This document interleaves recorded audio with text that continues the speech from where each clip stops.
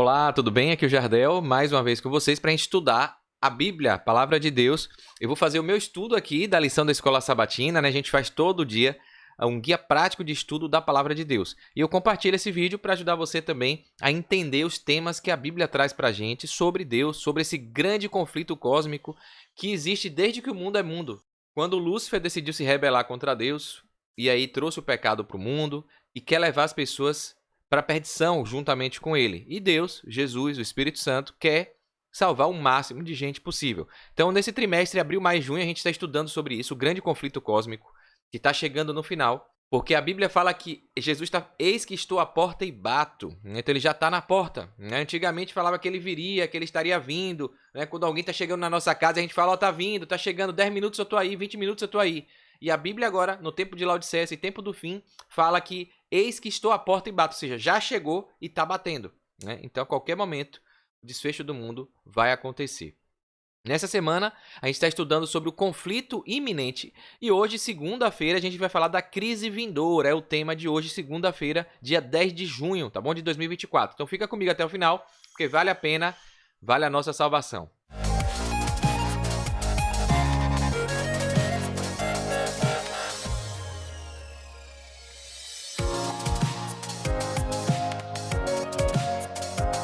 Maravilha, vamos lá então. Querido Deus, amado Pai, muito obrigado por mais um dia, por essa semana que se inicia. O Senhor venha me iluminar, me abençoar, Senhor. Eu sei que eu não sou digno, mas mediante Cristo Jesus eu te peço a tua unção, a tua inspiração para falar da tua palavra, para estudar junto aqui com as pessoas e faça com que esse vídeo chegue para quem precisa, para quem merece. Perdoa os nossos pecados, cuida de cada pessoa, cada familiar, doente, todos que precisam de ti. É o que eu te peço e te agradeço em nome de Jesus. Amém. Então vamos lá, na segunda, dia 10 de junho, a crise vindoura. O guia traz vários temas, vários textos para a gente estudar, Tem ele físico que você pode pegar na CPB, na Casa Publicadora Brasileira, e você pode pegar digital, o PDF, o arquivo digital, Então aqui fala o guia logo no iniciozinho, na introdução, a parte do Apocalipse, capítulo 13, fala sobre uma luta muito intensa de Satanás contra Deus. Depois que Jesus foi crucificado, Satanás sabe que não vai ganhar. Mas ele não desiste e tenta enganar muita gente.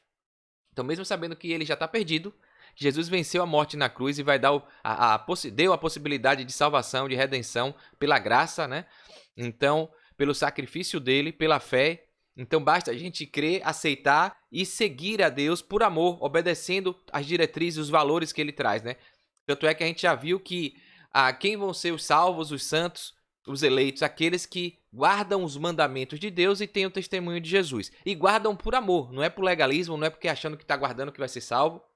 Então a gente tem que ter esse entendimento claro, é uma linha muito tênue para você entender que a gente é salvo pela graça, por intermédio de Cristo, da morte dele na cruz, que pagou os nossos pecados, mas porém, contudo, entretanto, todavia, quando a gente ama e aceita esse sacrifício, a gente demonstra isso nas nossas ações, no nosso estilo de vida, fazendo o que Deus pede para a gente fazer, que é obedecer os mandamentos dele, que resume-se em dois, amar a Deus sobre todas as coisas e o próximo como a gente ama a nós mesmos, tá bom?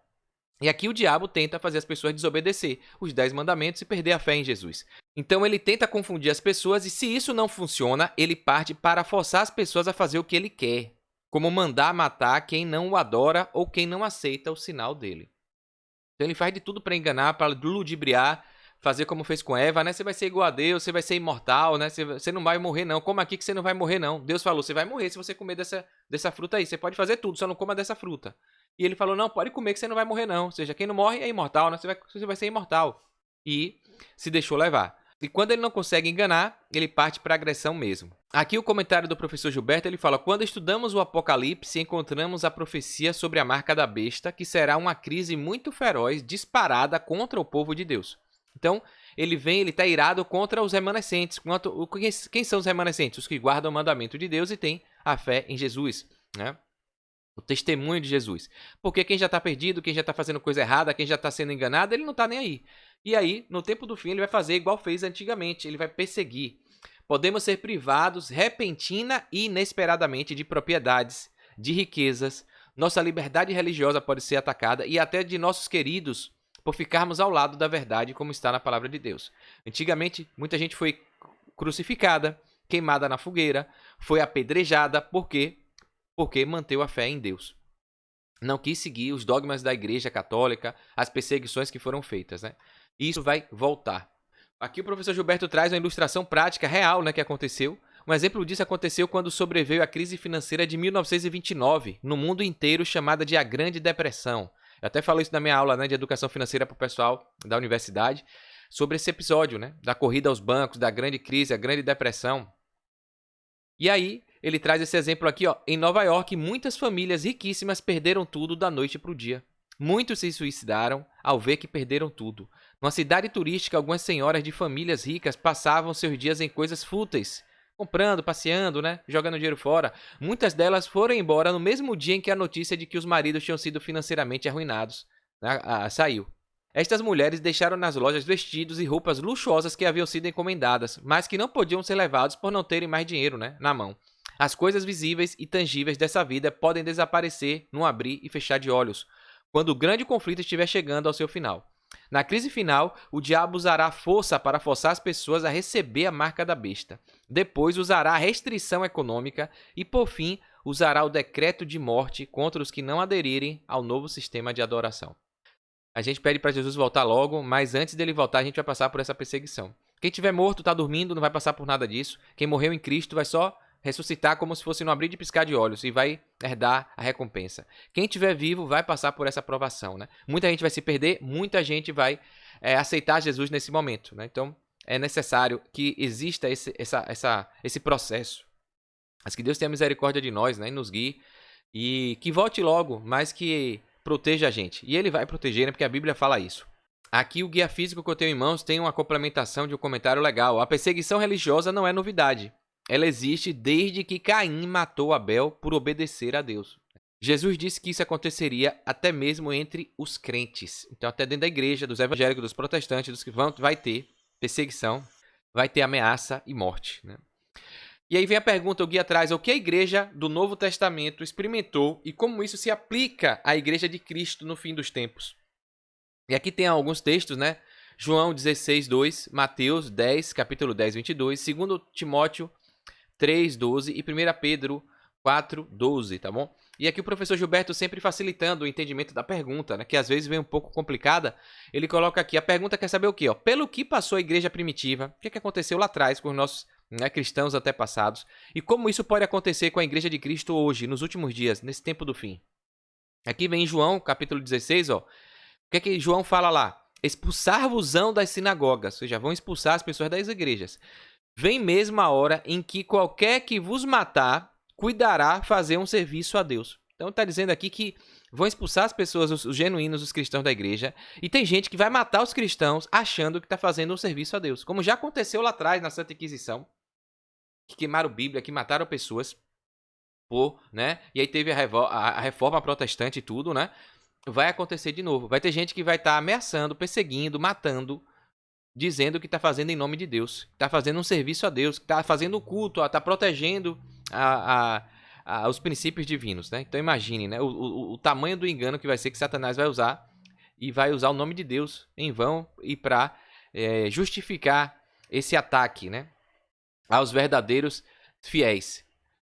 Aqui em Mateus 10, 22, ó. E odiados de todos sereis por causa do meu nome. Jesus falando. Ou seja, quem ficar defendendo o nome dele vai ser odiado. Então, você está preparado para isso? Você está preparada para isso?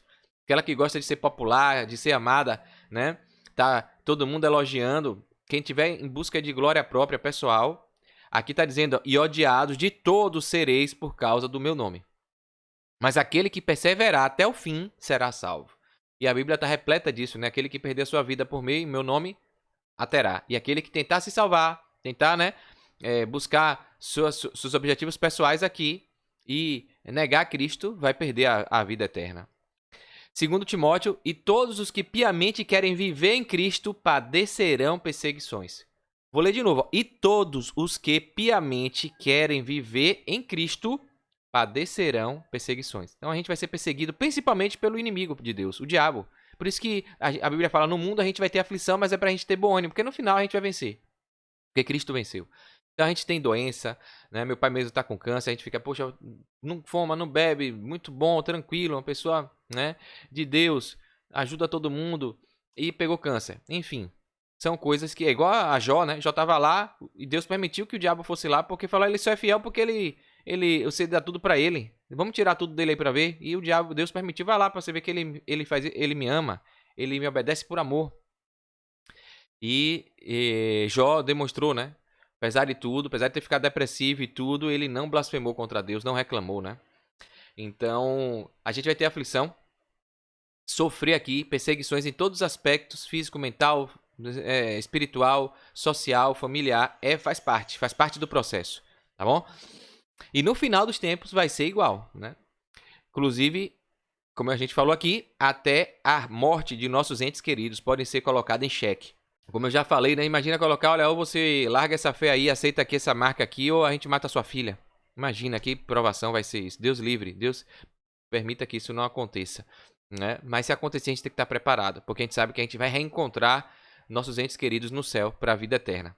Em 1 Pedro fala aqui, ó, amados, não estranheis a ardente prova que vem sobre vós. Então Deus está falando, ó, é isso mesmo, mas não estranhe não, vai ser isso aí mesmo.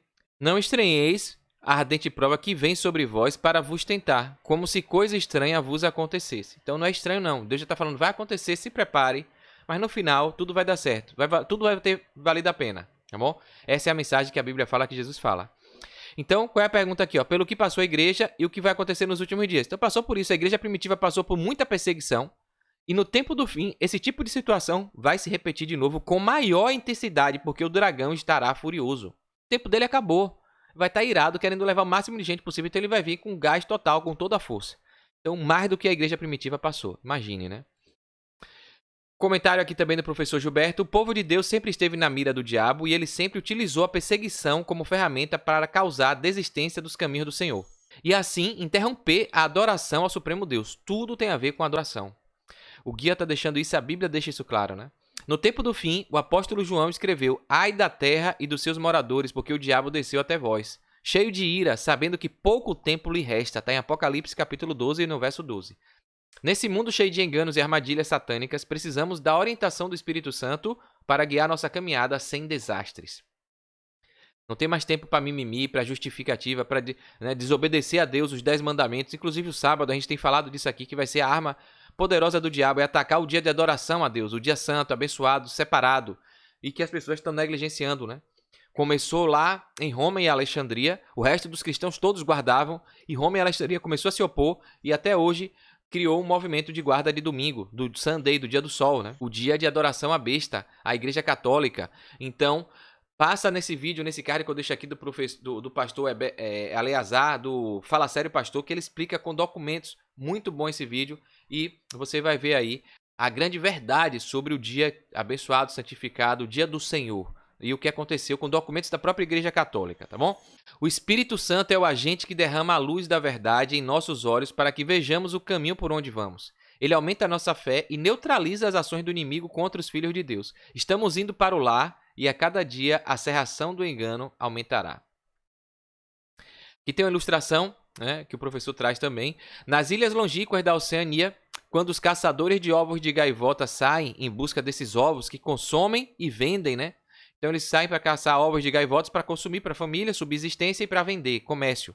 Chega um momento que depois de subir as montanhas, eles são colhidos de surpresa pela cerração do alto e muitos perdem o rumo de suas casas. Então eles são pegos ali de surpresa, acontece uma neblina, uma cerração e fica tudo, praticamente não dá para ver um palmo na frente. Não dá para ir para casa para ver o caminho. A descida é muito perigosa porque pouco se enxerga e um passo em falso pode levar uma pessoa a uma queda fatal. Eles então esperam até que suas famílias se juntem ao pé da montanha e comecem a cantar a plenos pulmões velhos hinos de louvor a Deus. Assim, pelo canto conhecido daquelas vozes amigas, regressam os caçadores aos seus lares, são e salvos no meio da imensa cerração. Você imagina, quando a família vê que está tudo neblina, que a cerração chegou, eles vão para o pé da montanha e cantam alto, a pleno pulmão, né, em voz alta, para eles ouvirem e eles vão seguindo o áudio, o som da voz, né? E aqui vem a aplicação espiritual, né? O inimigo quer ver nossa queda e deseja que os cristãos relaxem no seu preparo. Então eles vêm com a cerração, com o engano, com a neblina, turvando os nossos olhos, né? Deixando aqui, ó, embaçado, para a gente não enxergar o que a Bíblia está trazendo. Distorções, interpretações erradas, colocando coisa onde não tem, né? Justificando a desobediência, enfim. Olha aqui o que diz aqui, ó, o comentário. Fazendo pequenas concessões na vida cristã para que no momento em que a marca da besta será oferecida, os cristãos achem normal aceitar essa marca para viver em paz com suas famílias. Então hoje a gente vê igreja para tudo. Igreja que permite sexo antes do casamento, igreja que permite beber, igreja que permite comer um bocado de coisa que a Bíblia diz que não deve, igreja que não guarda o sábado, que diz que já foi abolido, né? Então assim, obedece todos os 10 mandamentos, mas o quarto, que é guardar o sábado, santificar, não, né? Enfim, são concessões, né? O pessoal vai achando normal para viver em paz. E no tempo do fim, o sinal da besta vai oferecer essa paz, essa vida em sociedade, né? E quem desobedecer vai ser igual teve o lockdown aí, né? Teve na pandemia, restrições, não entra, só entra se tiver mostrar a carteira de vacinação. Isso já foi um teste, né? Já foram testes que foram feitos de que tudo isso é possível, porque muita gente achava que não, é impossível, o mundo vai parar e vai obrigar uma pessoa a comprar ou vender. Aconteceu isso na pandemia. A gente viu que para entrar nos lugares, para viajar, tinha que mostrar um documentozinho. Né? E vai ser dessa forma. Já estão. Os testes já estão sendo feitos aí, né? De fechar, de proibir, de ameaçar, de gente sendo presa porque não se vacinou, né? Enfim, absurdos. Imagina como não vai ser com um decreto dominical, com uma marca que vai ser obrigada do poder político e religioso ter. Se você não tiver, você vai ser até ameaçado de morte com a sua família. Por isso o profeta João focaliza os fiéis seguidores e exclama: aqui está a perseverança dos santos. Quem é que vai perseverar? Quem é que vai ser o santo, o eleito, os escolhidos de Deus, os salvos, os que guardam os mandamentos de Deus, todos os mandamentos, inclusive o quarto, e tem a fé em Jesus. Não é Jardel que está falando isso, não é Ellen White, não é a Igreja Adventista, é Apocalipse, a Bíblia, no capítulo 14, no verso 12. Então, quem acha que guardar mandamento é ser legalista, está usando desculpinha esfarrapada para não obedecer a Deus, para fazer concessões, né? Aí eu pergunto, qual é o motivo da sua resistência em guardar os mandamentos? Você está perdendo o quê guardando os mandamentos? Né? E guardando o sábado, separando. Porque todos os dias para mim são santos. Todos os dias para mim são bons. Todos os dias para mim tem que adorar a Deus. Sim, mas Deus não disse isso. Deus disse que tem um dia que é diferente. Aí você está dizendo que todos são iguais. Se Deus diz que tem um dia que é diferente, que Ele abençoou, santificou e mandou a gente santificar, quem é você para dizer que para você acredita que todo dia é igual, tem que adorar a Deus todo dia, tem que adorar a Deus todo dia. Mas não é isso que a gente está falando. A gente está falando que tem que adorar a Deus todo dia, mas tem um dia que é diferente, que é especial e que é somente para a gente adorar a Deus, não é para a gente fazer as outras coisas. Porque afinal, nos outros dias você faz tudo o que você quer também. Você adora a Deus e faz outras coisas. No sábado é só para adorar a Deus. É isso que Deus deixou no quarto mandamento. É o dia dele. E aí o ser humano quer roubar de Deus, até o dia de Deus, né? Assim como tem os dízimos, tem gente que não dá o dízimo, dá desculpinha, que é para devolver a Deus 10% daquilo que a gente produz, e tem gente que não devolve porque diz que ajuda o pobre, que faz isso, que faz aquilo. Então, desculpas para roubar a Deus, para desobedecer a Deus. E no fim, infelizmente, gente assim dificilmente herdará a vida eterna, né? Porque a Bíblia fala que são os que guardam os mandamentos e têm a fé em Jesus. É o que a Bíblia está falando, tá bom? Aqui tem um finalzinho, o guia físico traz aqui, ó, a perseguição tem sido comum, aconteceu na Roma pagã, mas foi especialmente evidente na crueldade da igreja medieval para com os fiéis. A marca da besta é apenas o elo final dessa cadeia. Como as perseguições passadas, seu objetivo é forçar todos a se conformarem com um falso sistema de crenças e de adoração. Essa é a astúcia do inimigo, é fazer você adorar um falso sistema de crenças, de doutrinas erradas, de imortalidade, de domingo como o dia do Senhor, de qualquer dia ser dia de adoração, distorção, de vida após morte, né, de não acreditar em ressurreição, enfim, de não ter julgamento, de uma vez salvo, salvo para sempre. Então, crenças diversas distorcidas, falsos sistemas de crenças e adoração. A profecia indica que a perseguição começará com sanções econômicas. Ninguém poderá comprar ou vender a menos que tenha a marca. Qualquer um que se recuse a receber a marca acabará sob um decreto de morte. Está lá em Apocalipse, capítulo 13, verso 15 e 17. A fim de preparar os professos cristãos para receber a marca da besta, quando o teste final chegar, o diabo encoraja-os a fazer concessões. Aquela ilustração do tigre, né, que ficou lambendo o dono ali, e aí sangrou e ele começou a lamber ferozmente. Então o diabo vai fazendo uma concessãozinha ali. Isso aqui não tem nada não, Deus vai perdoar. E aí vai, e você vai abrindo brechas. Ele vai te enganando assim. Quando parece que o mundo inteiro segue a besta, Apocalipse 13:3, de repente a cena muda e a câmara profética se concentra nos fiéis. Aqui está a perseverança dos santos, os que guardam os mandamentos de Deus e a fé em Jesus. Os fiéis vivem em obediência piedosa. Pela graça ficam firmes quando tudo ao redor está tremendo. Enquanto o mundo segue a besta, eles, os santos, os fiéis, os remanescentes, seguem o Cordeiro por onde quer que ele vá. Pelo poder de Cristo, triunfam sobre os poderes do inferno dispostos contra eles. Como vimos na lição 9, o conflito central entre o bem e o mal é sobre a adoração. A besta usa o engano e, quando isso falha, usa a força e a coerção. A gente já falou disso, né? E aqui, para a gente finalizar, Ellen White, uma escritora, né, norte-americana falecida, que escreveu best-seller, né? Vários livros sobre saúde, educação, administração, né? Tudo, né? É uma profetisa, teve visões, sonhos.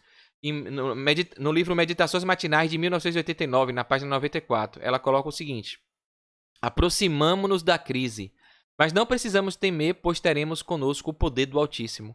Estaremos revestidos da armadura da justiça de Cristo. Temos o mesmo Deus que atuou em favor de seu povo nos séculos passados. Amém, né? E aqui uma reflexão. Como eu já falei, de qualquer mandamento, né? O guia trouxe essa questão do sábado porque é o selo de Deus e tem a ver com a marca da besta, que vai ser o dia da adoração do domingo, né? O decreto dominical, como teve lá no passado. E aí vem aquela pergunta: você permite que problemas econômicos comprometam a sua guarda no sábado? Por que você não guarda o sábado? Não separa o dia todo para coisas espirituais, para estar com a família, para estar com a natureza, para reverenciar o Criador de tudo? O que ele impede? Porque muita gente fala: é porque minha empresa produz, é o melhor dia de venda.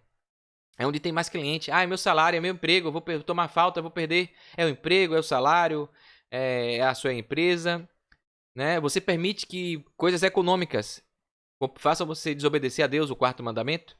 Porque no tempo do fim vai ser muito mais do que isso, né? Então, se você hoje já cede por isso, imagina quando botar, né, sua família, seu pai, sua mãe, sua filha, seu filho, sua esposa, seu marido, para morrer. Ou ele morre, ou você faz isso, ou ele morre. E aí? Não é fácil não. Tá bom? Que a gente possa refletir, pedir a Deus sabedoria, discernimento e força, coragem para resistir até quando a gente, né, estiver vivo. Porque quando a gente morreu, pra gente, né, já acabou tudo e aí é esperar Jesus voltar. E se a gente estiver vivo, que a gente possa passar por isso com sabedoria e fidelidade ao nosso Deus. Deus te abençoe, curta aí, comente, compartilha e aguardo você no próximo estudo. Um forte abraço, sucesso, fique com Deus.